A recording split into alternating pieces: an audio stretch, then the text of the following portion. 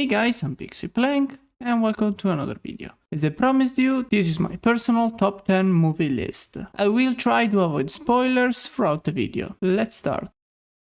Number 10. Il talento del Calabrone.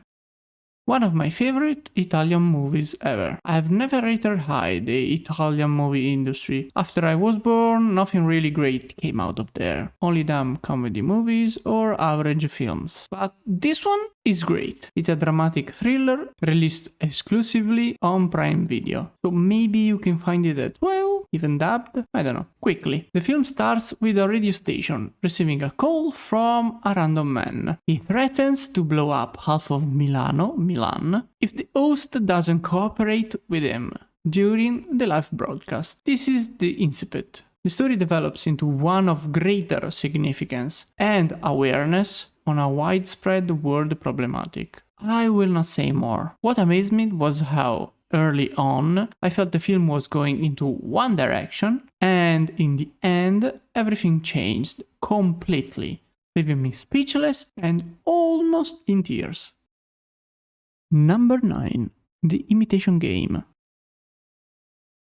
I watched it probably 5 times already, based on the true story of Alan Turing, the inventor of the first computer that helped to decipher Enigma. With Enigma deciphered, the Allies could translate every German communication during World War II and prevent most attacks. Basically, thanks to that, we won the war. He was then, unfortunately, imprisoned for being gay. And later, he killed himself. He could have been a fantastic innovator in the computer industry and would love to live right now, in my opinion. A very touching story and an amazing one. Number 8. Tel chi e il telun. Aldo, Giovanni, Giacomo.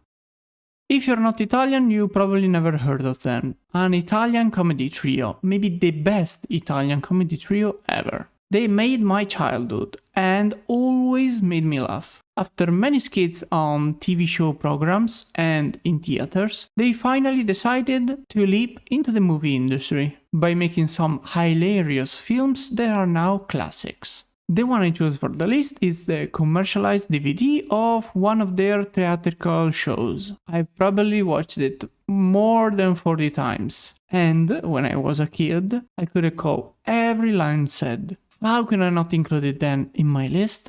I have to. So here we are, at number 8. Number 7. Edge of Tomorrow. Tom Cruise.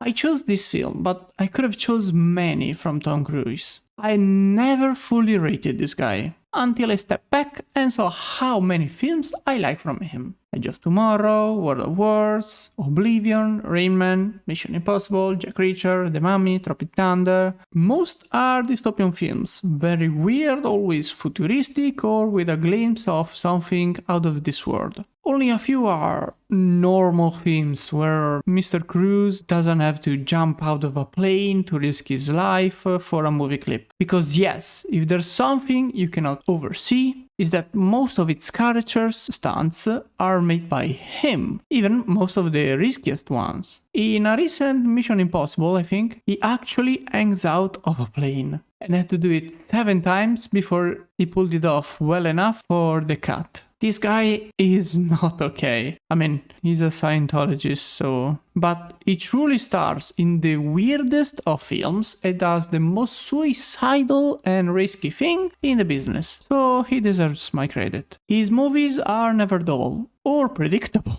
Edge of Tomorrow is my favorite, but Oblivion come close. And both are very unique films. Number 6. The Martian. I love space, if you didn't get it by now. This film starts with a team of scientists on Mars, trying to understand if it's possible to survive on the planet to later colonize it. Sadly, their time on the planet is over, and they have to leave. Unfortunately though, a team member gets hit by an object during a storm while they're leaving and gets flown away. Thinking the man is dead, the crew leave him behind. This man, Matt Damon, wakes up and realizes that he is now alone and has to survive, while finding a way to alert everyone that he is indeed alive. It's a man surviving on Mars, on his own, in a not so futuristic time. When I watch it, I feel like it could be happening right now, if we only can find a way to go to Mars. Right, Elon? Mars? When? Hello? Number 5. Johnny English. If there's an international comedian that I love, it's this guy, Rowan Atkinson, aka Mr.Bean. The TV series, the cartoons, the films, everything was always peak comedy. Johnny English was the first time I saw him not as Mr.Bean, and how funny it was. At age 10, or around that, I had the DVD on loan for a week, and believe me, I watched it every day, almost twice a day, on my PS2 that week. Yes, I know, when I liked something, I watched the shit out of it. I know, but I had fun every time, so leave my young self alone, please. I gave number 5 to this film thanks to that story, but truth be told, it's more of a trophy for Mr. Atkinson's impact on my life. Truly one of the goats. Number 4. Brian H.R.'s. I've made a video on this film already, so if you didn't, go watch it. Maybe it's too high right now on the list because I'm still in the honeymoon phase with it, but it will stay in my top 10 for sure. Lower than what? I don't currently know, but for now it remains at number 4. Number 3.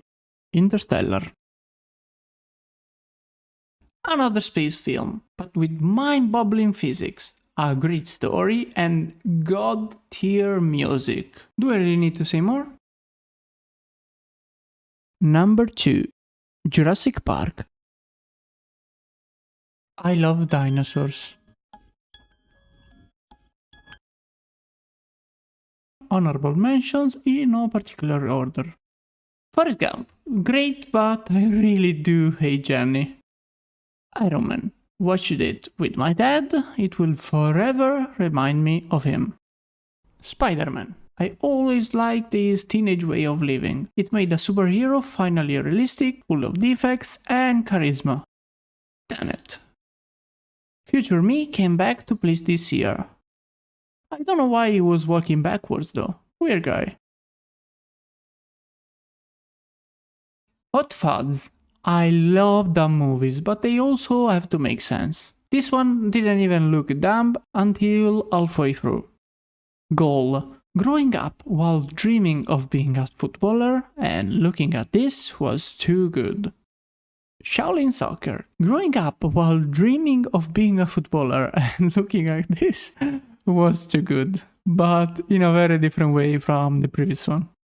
Dune. Can't wait for the second one. Hopefully it can become a well-known cinematic series. I mean, like, there's 8 books and they didn't even finish covering the first one. Star Wars Rogue One. I enjoyed the Star Wars prequels more than the original trilogy. I know, but I watched them dubbed, so most of the defects English people complained about were gone for me. If there's a film that has no flaws, in my opinion, it is this one, and it's only a filler story.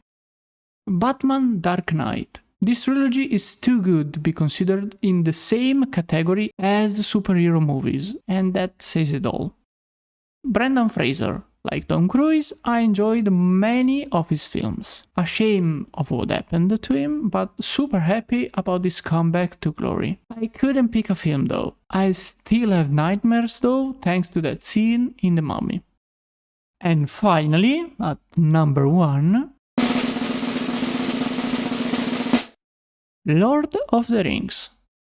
I played the games, I watched it more than 20 times, for sure, and it's long, it's nerdy, and it's not in space. Still, I will recall 10 plus lines on monthly basis in normal conversations. I'm super glad though there's a new series ruining everything Peter Jackson did. Way to go, Amazon, way to go.